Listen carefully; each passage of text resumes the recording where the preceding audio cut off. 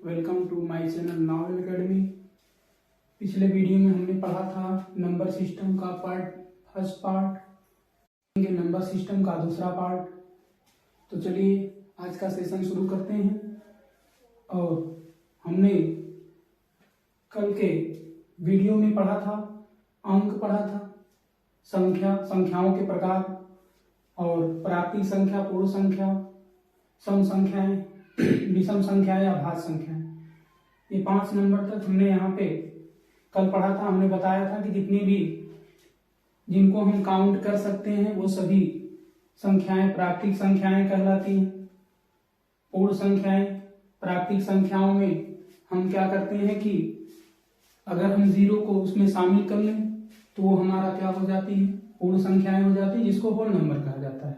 हमने आपको बताया था कि सम संख्याएं जो 2 से विभाजित होने वाली संख्याओं को हम क्या कहेंगे, सम संख्याएं। फिर आगे हमने बताया था विषम संख्याएं जो 2 से विभाजित ना हो वो विषम संख्याएं। आगे हमने बताया था अभाज्य संख्याएं। अभाज्य संख्या में हमने बताया था कि जिसका केवल और केवल दो फैक्टर हो या 2 गुणनखंड बने वो संख्याएं अभाज्य संख्याएं कहलाती हैं।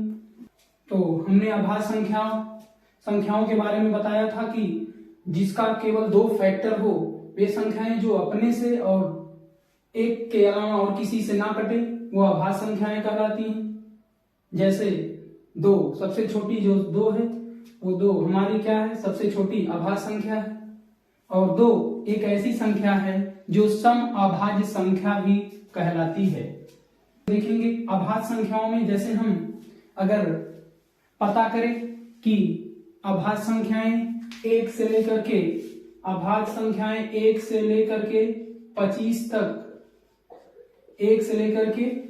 तक के बीच जो अभाज्य संख्याएं हैं वो टोटल कितनी आती हैं, 9 आती हैं। अगर 1 से लेकर के 50 के बीच में पूछा जाएगा, 50 तक के बीच में पूछा जाएगा तो वो संख्याएं 15 हो जाती हैं। अगर आपसे 1 से लेकर के 75 तक पूछा जाएगा, 1 से 75 तो इनके बीच में जो संख्याएं हो जाती हैं वो हमारी संख्याएं कितनी हो जाती हैं, 21 हो जाती हैं। और 1 से लेकर के 100 तक अगर आपसे पूछे कि अभाज्य संख्याओं की संख्या कितनी है या 1 से 100 के बीच जो प्राइम नंबर होता है वो कितना होता है, तो उनकी संख्या जो होती है वो आपकी क्या हो जाती है, 25 हो जाती है। तो आगे देखेंगे अभाज्य संख्या के आगे हम देखेंगे कि सअभाज्य संख्याएं। सअभाज्य संख्याएं क्या होती है उसके बारे में जानेंगे। ऐसी 2 संख्याएं जिनका मासाप यानी एचसीएफ वो कितना हो, 1 हो, ऐसी संख्याओं को हम क्या बोलते हैं, सअभाज्य संख्याएं, को प्राइम नंबर। जैसे 2 और 5, तो 2 और 5 इसका अगर मासा हम निकालें, इसका हम एचसीएफ निकालें तो आप देखेंगे कि जो इसका मासा होगा वो 1 होगा। और ऐसी संख्याओं के हम जोड़े को क्या बोलते हैं, को प्राइम नंबर बोलते हैं। तो सबसे जिसको हम बोलते हैं युग्म अभाज्य संख्याएं, ऐसी संख्याएं जो अंतर, ऐसी अभाज्य संख्याएं जिनके बीच का अंतर यदि 2 है तो ऐसी संख्याओं को हम क्या बोलते हैं, युग्म अभाज्य संख्याएं। और आगे देखेंगे जैसे में यहाँ पे 5 है और 7 है, यह भी हमारी क्या है, ये हमारा जो है युग्म अभाज्य संख्या है, ट्विन प्राइम नंबर है। देखेंगे तो वो अगली संख्या के बारे में है पूर्ण संख्याएं, और जिसको इंग्लिश में हम बोलते हैं कंपोसाइड नंबर। आइए इसके बारे में जानते हैं। जो पूर्ण संख्याएं होती हैं वो क्या होती हैं, पूर्ण संख्याएं वे संख्याएं होती हैं जिनका जो फैक्टर हो या उनका गुणनखंड हो वो 2 से ज्यादा हो। अभी हमने देखा कि अभाज्य संख्याओं में केवल और केवल 2 गुणनखंड होता था, लेकिन यहाँ पर देखेंगे कि 2 से जब ज्यादा हो जाएगा तो वो संख्याएं क्या कहलाएंगी, पूर्ण संख्याएं कहलाएंगी। जैसे यहाँ पर सबसे छोटा जो पूर्ण संख्या है वो हमारी सबसे छोटी क्या है, 4 है।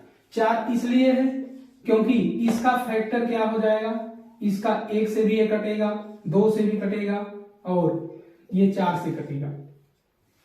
तो जिसका फैक्टर 2 से ज्यादा हो जाएगा, जिसका फैक्टर 2 से ज्यादा होगा वो संख्याएं क्या कहलाएंगी, पूर्ण संख्याएं कहलाएंगी, कंपोसाइट नंबर। और सबसे छोटा जो कंपोसाइट नंबर होता है वो 4 होता है।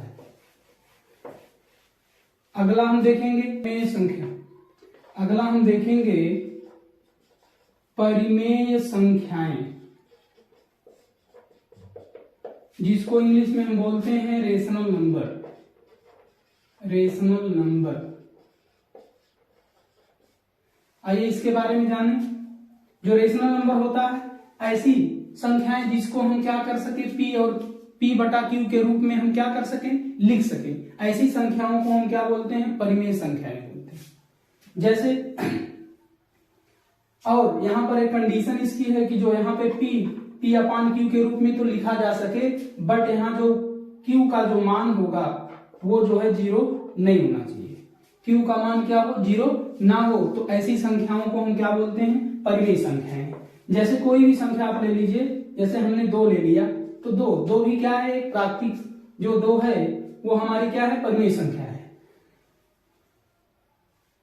जैसे हम क्या ले लें, 2 ले लें, तो 2 हमारी जो है क्या है, परिमेय संख्या है, क्योंकि हम 2 के बटा 1 लिख सकते हैं।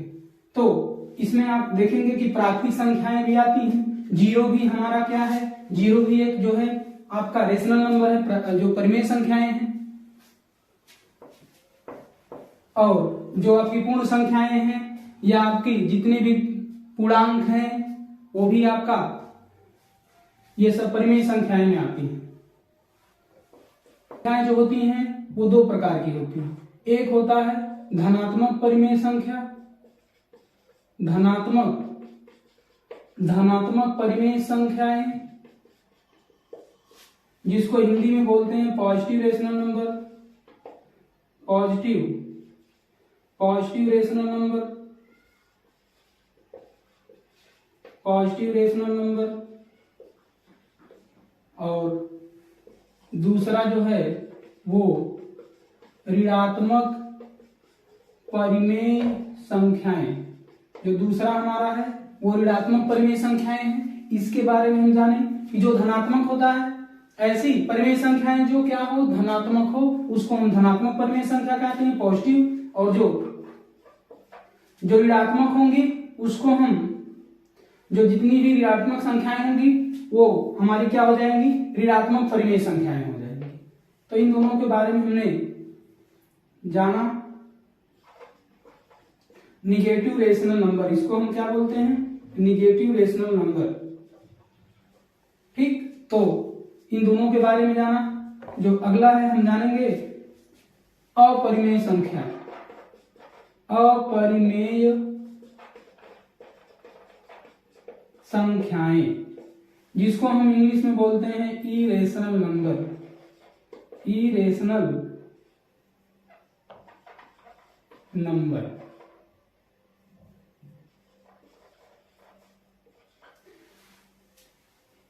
अपरिमेय संख्याएं क्या होती हैं,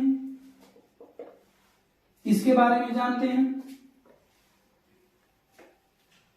जो अपरिमेय संख्याएं जिसको हम P बटा Q के रूप में ना लिख सके, वो सभी संख्याएं क्या कहलाती हैं, अपरिमेय संख्याएं कहलाती हैं।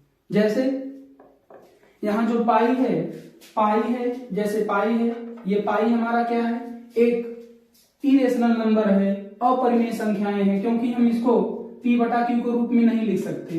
यहाँ पर जैसे करणी में जैसे 2 है, करणी में 3 है, यह भी क्या है, ये सभी जो है √3, √2, ये सभी क्या है, अपरिमेय संख्याएं हैं, इरेशनल नंबर।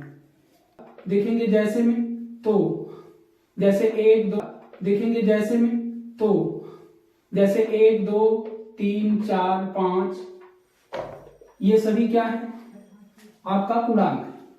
और यहाँ पर जब ऋणात्मक संख्याओं में देखेंगे तो -1, -2, -3, -4, और यहाँ पे बीच में एक 0 आता है। तो बीच में जो 0 आता है तो वो आपका न्यूट्रल होता है। तो यहाँ ऐसे संख्या रेखा पर अगर देखेंगे कि नंबर लाइन पर इसको रिप्रेजेंट करना है तो हम यहाँ पे बीच में 0 हो जाता है। जीरो के जो है बाएं साइड आपका जो होता है वो सभी निगेटिव नंबर इधर आते हैं और 0 के इधर आपका क्या आता है, पॉजिटिव नंबर आता है। अगर आपको इस कहे कि नंबर लाइन पर दर्शाइए या संख्या रेखा पर निरूपण कीजिए तो हम किसी भी संख्या को क्या कर सकते हैं, इस संख्या रेखा को निरूपण कर सकते हैं, किसी भी पूर्णांक को, चाहे धनात्मक हो चाहे वो ऋणात्मक हो। किसी भी संख्या को संख्या रेखा पर या परिमेय संख्याओं को संख्या रेखा पर निरूपण करना है तो हम आराम से कर सकते हैं।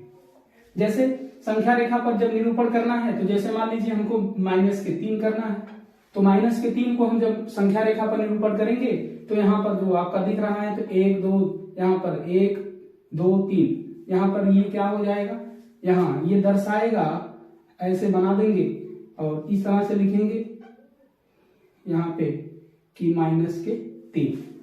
ऐसे हम क्या कर सकते हैं, दर्शा सकते हैं। जैसे हम परिमेय संख्याओं को, रेशनल नंबर को दर्शाने के लिए उसको भी देखें, उसको हम कैसे दर्शाएंगे।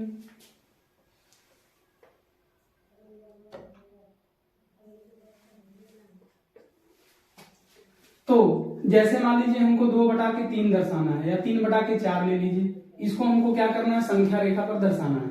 तो जब हम 3/4 को संख्या रेखा पर दर्शाएंगे तो सबसे पहले हम क्या करेंगे, 0 और 1 इनके बीच में हम क्या करेंगे, सबसे पहले यहाँ चूंकि ये जो है 1 पर ये चूंकि ये पूरा आपका 3/4 या 3/4 जो है ये क्या है, ये पूरा अपने आप में पूरा होल नहीं है, ये पूरा भाग नहीं है, वो बिल्कुल कितना भाग लिया गया है, 3/4 और उसको अभी 1 पर पहुंचने के लिए इसमें हम 1/4 जोड़ दें तब हम कहां पर पहुंच जाएंगे, 1 पर।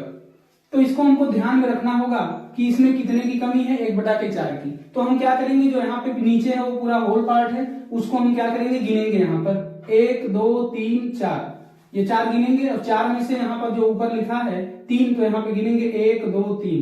तो इस संख्या रेखा पर जब दर्शाना होगा तो इस तरह से ऐसे बना करके हम लिख देंगे इस तरह से कि ये 3/, यहाँ पे लिख देंगे 3/4, 3/4। तो ऐसे हम संख्या रेखा पर इसको दर्शा सकते हैं। एक चीज और हमको ध्यान देना है कि पूर्णांक में ही, इंटीजर्स में ही आता है चिन्हों का गुणा। तो समान चिन्हों का गुणा प्लस आता है, धनात्मक होता है, और विपरीत चिन्हों का क्या होता है, माइनस होता है। तो देखें, अगर हम प्लस का गुणा अगर प्लस में करेंगे तो हमारा प्लस आएगा, अगर माइनस का गुणा माइनस में करेंगे तब भी प्लस आएगा, और प्लस का गुणा माइनस में करेंगे तो माइनस आएगा, और माइनस का गुणा प्लस में करेंगे तब भी हमारा क्या आएगा, माइनस आएगा। तो ये सिंबल आपको ध्यान रखना है कि समान चिन्हों का, इसे हमने कहा गया, हमने कहा भी कि अगर समान चिन्ह का गुणा होगा तो हम क्या करेंगे, पॉजिटिव में आएगा, धनात्मक होगा, वो धन होगा। अगर विपरीत चिन्ह होगा तो गुणा उसका करेंगे तो क्या आ जाएगा, माइनस में आएगा। तो इसको हमको ध्यान रखना है। वास्तविक संख्याएं, वास्तविक संख्याएं, इसके बारे में देखेंगे जिसको हम रियल नंबर बोलते हैं, रियल नंबर। रियल नंबर क्या होता है, यानी कि हम देखेंगे कि परिमेय संख्याएं और अपरिमेय संख्याओं के समूह को, जब हम परिमेय संख्या को और अपरिमेय संख्या को, रेशनल नंबर को, इरेशनल नंबर को, जब दोनों को क्या करेंगे, एक ग्रुप में शामिल कर देंगे तो वो संख्याएं क्या कहलाएंगी, वास्तविक संख्याएं कहलाएंगी। इसमें आप देखेंगे आपका जैसे 1 2 3 ये तो आता ही है, या और जैसे 3/4 है, 5/7 है, ये सभी भी क्या है, एक रियल नंबर है, इसको हम वास्तविक संख्याएं कह सकते हैं। या इसको, और जैसे ये पाई है, यह भी हम कर सकते हैं। यहाँ √2 है, √3 है, इस प्रकार की जब जितनी भी संख्याएं आपको मिलेंगी वो सभी क्या कर, अवास्तविक। आगे हम देखेंगे अवास्तविक संख्याएं, जिसको इंग्लिश में बोलते हैं, वास्तविक नहीं है, हैं, जो संख्याएं वास्तविक रूप से नहीं हैं, उन संख्याओं को हम क्या बोलते हैं? अवास्तविक संख्याएं। जैसे यहां पर देखें तो यहां पे √-3 है, √-5 है, √-7 है। तो इस प्रकार की जितनी भी संख्याएं आप देखेंगे तो वो संख्याएं क्या कहलाती? आपकी अवास्तविक संख्याएं, इमेजिनरी नंबर के अंतर्गत उसको हम क्या कर सकते हैं? रख सकते हैं। तो इस कुछ प्रकार की संख्याएं आपने देखा और समझा।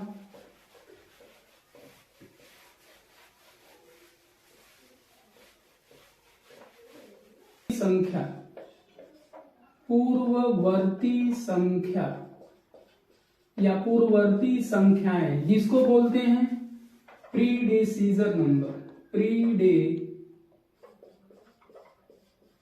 प्रीडेसेजर नंबर।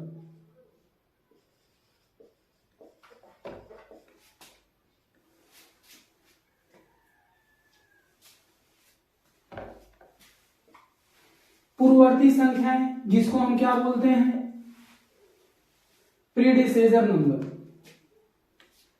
जिसको हिंदी में पूर्ववर्ती संख्याएं कहते हैं। इसके बारे में जाने। कोई भी संख्या हो, उस संख्या में हम क्या करें? एक घटा दें। किसी भी संख्या में जो आपको संख्या दी हो उसमें हम क्या करें? एक घटा दें, तो वो संख्याएं क्या कहलाती हैं? पूर्ववर्ती संख्याएं। जैसे आपको मिल गया, आपको मान लीजिए 25 मिल गया, 25 में हम क्या करें? अगर 25 में से हम एक घटा देंगे, आ गया 24। ये जो 24 होगा वो हमारी कौन सी संख्याएं हो जाएंगी? पूर्ववर्ती संख्याएं हो जाएंगी, जिसको प्रीडिसेजर नंबर बोला जाता है। और भी आप देखें एग्जाम्पल में, कोई भी संख्या है उसमें से आप एक घटा दीजिए, वो संख्याएं क्या हो जाएंगी? पूर्ववर्ती संख्याएं हो जाएंगी। आगे हम देखेंगे अनुवर्ती संख्या, अनुवर्ती संख्याएं। इसके बारे में, ये संख्याएं होती हैं, इसको हम बोलते हैं सक्सेजर नंबर, सक्सेजर नंबर। इसको इंग्लिश में सक्सेजर नंबर बोला जाता है। इसमें क्या होता है? इसको हम अनुवर्ती संख्या को उत्तरवर्ती संख्या भी कहते हैं। इसको हम क्या बोलते हैं? अनुवर्ती संख्या को उत्तरवर्ती संख्या कहते हैं, जिसको इंग्लिश में क्या कहा जाता है? Successor number. इसके बारे में आइए जाने।